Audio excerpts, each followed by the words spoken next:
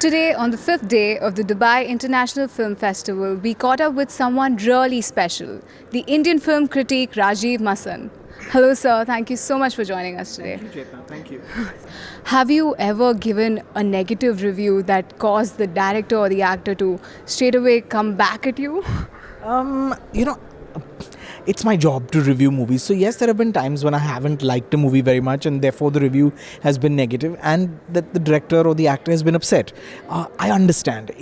A film is something that's very close to their heart. It's something that they've made with great love and passion and hard work and effort and money. And then, someone watches the movie and says something negative. So it affects them. And especially when it's right after the review in the weekend of the film's release.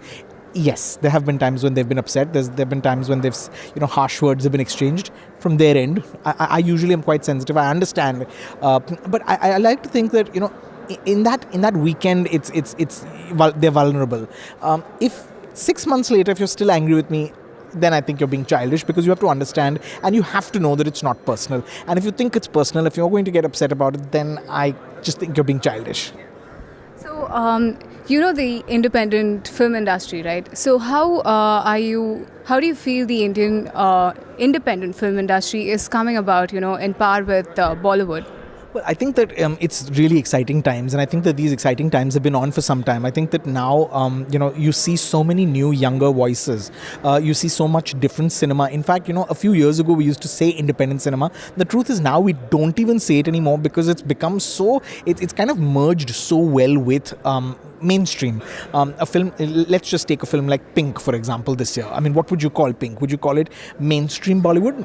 It's got Mr. Bachchan, so it's as mainstream as it can get. It's been produced and creative directed by Sujit Sarkar, who's as mainstream as you can get.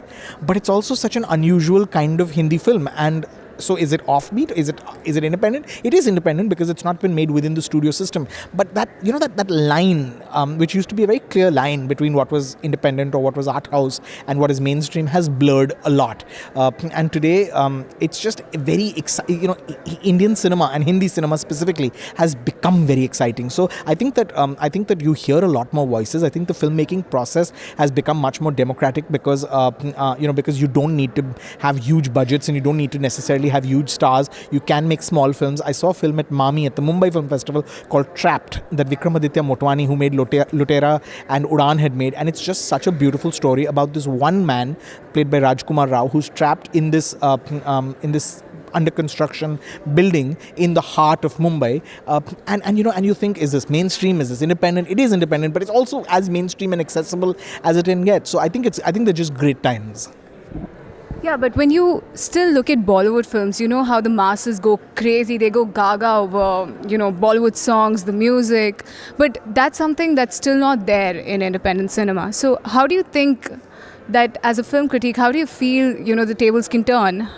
I think that all kinds of cinema needs to coexist. I think if we why did independent cinema happen? Why did the why did the offbeat cinema movement gain momentum? Because people got tired of watching only the song and dance kind of movies. So I think that it only works when all kinds of cinema coexists. If we only made art house films, you only made realistic movies, people would get bored of that as well. I think it's really like the Indian thali, the Gujarati thali that you have. You have to have a little of this and you have to have a little of that, and when you have lots of options, that's when I think the audience really feels juvenated and they feel like, wow, we've got lots of options. Today we can watch a Ranveer Singh crazy kind of mainstream movie, and tomorrow we can watch a Rajkumar Rao kind of smart, sensible movie.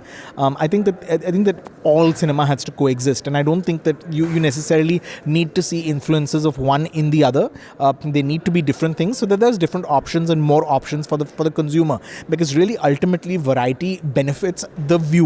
As an audience, it's so great to walk into the cinema and have like 8 options and say, today this is what I'm in the mood for. Okay, so one film that you could keep watching over and over again. It could be Hollywood, Bollywood, anything. There are so many. It's hard to pick one. I mean, if you told me from childhood films, I'd say Mr. India is just one of my favorite films that I could watch over and over again. Andaz Apna Apna is a favorite. I mean, that's a film everyone can watch over and over again. But there's also a film like E.T., which is one of my favorites, and I want to actually pick indie films. A film. This is going to be an odd choice, but a film like Black Friday, I just think in the last maybe 10 years, it's one of the strongest strongest films to come out of India, and it's a difficult film. I mean, it's a harsh. It's not a feel good film like Mr. India or Andaz Apna Apna, but still, it's just such an exceptionally well made film. I could watch that film over and over again. A film like Udan, which Vikramaditya Motwani made, not conventional kind of pleasing movies. These are not happy feel good movies, but they're just so they just make you feel so emotional, and they really these are some of my favorite films. I could watch these films over and over again. And so, what about one film that you probably watched recently that you could easily pass off as perfect? Wow, perfect is really hard. That's I also because who am I to say what is perfect and what is not, and B, what is perfection? I mean, what to me seems perfect may not seem to you. But I mean, if you ask me what's the last film I saw that I completely loved. My God, it's really a hard question. But my favorite film this year so far, and the year is not over. There are a few films still that are going to come out. I'd say Pink. I mean, I just think Pink was just such a strong film. The message that Pink was sending out, the performances by Taapsee Pannu and Kirti Kulhari and Andrea Talang and Mr. Bachchan. I mean, he just reminds you why he's such a fantastic actor. The voice, the diction, the clarity of speech. I mean, he just makes all of it work so beautifully. And what a beautiful film with such a strong message. I mean, I don't necessarily believe that all cinema has to send a message, but I do think that some cinema needs to. And when you're talking about the way we treat women, or even the way we view women in a country like India, that is such an important film to make. It just, it took the sledgehammer. I mean, the makers of the film just drilled that message, and they did it so beautifully that I just think that kind of film India needs. Once in a while, you need a film that really makes you feel terrible about the way we are. And I know it spoke about rape, and it spoke about about how we objectify women, but I think that film, every single man who watched that film, every single man, whether you think of yourself as a good man, and whether you think of yourself as someone who does not who I mean, every man who walks in India does not go around raping women, but every single man judges women, and that is a harsh reality that this film slapped you on the face with. I can't think of any single man who watched that film and didn't feel in some way ashamed or embarrassed of the way that we view women and the prejudices that we have against women. I think that cinema, that movie just made that point with a sledgehammer. I mean, it hit you on the head with it, and it made you feel so bad, and that's why that film is so important. So, talking about Pink, so I really want to know what's your take about the role of women in the film industry. Women are still, we've seen women as actresses, and we see them on screen, we see them behind cameras, but do you think they're still taking there's a need for them to come more and take up the directorial work as well? I think if there are women who want to become directors, then those opportunities should be available. I mean, I don't think that there should just, if there are 50 male directors, there should be 50. It's not tokenism. But I think that if women find that they're not finding opportunities, then there's a problem. And I think that is true. I mean, you will listen to actors, and you will listen to, as in female actors, and you will listen to, aspiring female filmmakers, and they'll tell you that the opportunities are not there. It's also true in America. It's not just true of India. It's really, that's a problem that we have in the world. That's a problem that's everywhere. It exists everywhere. We are far more trusting of men for some reason. We think that a man can direct a 100 crore movie, but a woman can't. I mean, who says that? Why do we believe that? And I think that those are prejudices that need to be tackled. And I think that opportunities need to be there, need to be equal. Then what someone makes of it, it doesn't mean just because she's a woman, she's going to make a better film. That's also not necessarily true. But I think that the opportunities need to be there. The same opportunities, the same trust that you'd invest in a first-time male filmmaker, you should be able to invest in a first-time female filmmaker. Don't judge her by her gender. And I think that that is something that needs to change. It's happening. I want to say that it is happening. You see great voices. You see Zoya Akhtar, you see Farah Khan, you see Gauri Shinde, who just made Dear Zindagi, her second film, and a very successful film. There are voices. Are there enough voices? I'm not sure. I think there are still a lot of women who feel that there are not enough opportunities, and those opportunities need to be created for them. They need to be paid as much. They need to be, they need to be trusted with the same kind of films. Shah Rukh Khan should want, if Shah Rukh Khan works with Rohit Shetty, he should also work with Farah Khan and with Gauri Shinde, and he's doing it. Amur has worked with female actors, with female directors. We just need to bring them on the same platform. You can't discriminate on the basis of gender. Yeah, but we still do see the film industry as being a male-dominated one. So I don't know what that means. I mean, I don't know what that means. I mean, I think that the old meaning of that was that that there were not enough roles being written for women, but that's changing. I think that is. I mean, look at this year. What a great year for women. I actually think that it's a better year for women this year. I mean, if you ask me what is the top female performance this year, I'm stumped. There was Alia Bhatt in 2 films. There was Anushka Sharma in 2 films. There was Vidya Balan in Kahani. There was Sonam Kapoor this year. There was Radhika Apte. There was Deepika and Priyanka didn't have releases this year. But there's just so many. Taapsee Pannu, Kirti Kulhari. I mean, it's hard to pick one. If you ask me for actors, easier.